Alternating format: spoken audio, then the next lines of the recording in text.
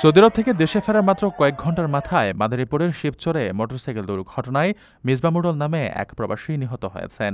শুক্রবার দিবাগত রাতে উপজেলার সন্ন্যাসীরচর ইউনিয়নে এই দুর্ঘটনা ঘটে। নিহত মিসবা দুই কন্যা সন্তানের জনক ছিলেন।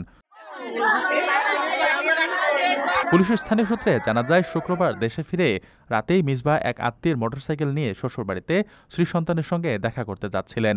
পথে আজগর হালদার কান্দি এলাকায় একটি নির্মাণাধীন ব্রিজের সঙ্গে তার মোটরসাইকেলটি সজোরে ধাক্কা খায়। এতে তিনি মাথায় গুরুতর আঘাত পেয়ে পাশের গর্তের পানিতে ছিটকে পড়েন এবং মোটরসাইকেলটি তার উপর চাপা পড়ে। পরে পথচারীরা মোটরসাইকেলের ইন্ডিকেটর লাইট জ্বলতে দেখে 999-এ ফোন দিয়ে পুলিশ ঘটনাস্থলে পৌঁছে ভোররাতে মরদেহ উদ্ধার করে। শিবচর থানার ভারপ্রাপ্ত কর্মকর্তা ওসি রফিকুল ইসলাম জানান, অসাবধানতাবশত এই দুর্ঘটনা ঘটেছে। পরিবারের পক্ষ থেকে কোনো অভিযোগ না থাকায় ময়নাতদন্ত ছাড়াই মরদেহ হস্তান্তর করা হয়েছে। প্রবাসীর এমন মর্মান্তিক মৃত্যুতে এলাকায় শোকের ছায়া নেমে এসেছে। প্রিয় প্রবাসী, আপনার নিরাপদ ভবিষ্যতের জন্য অর্ধেক দামে আজই ফ্ল্যাট বুকিং করুন। ঢাকায় প্রবাসী সিটি দিচ্ছে সীমিত সময়ের স্পেশাল অফার। জমিও ফ্ল্যাট একসাথে।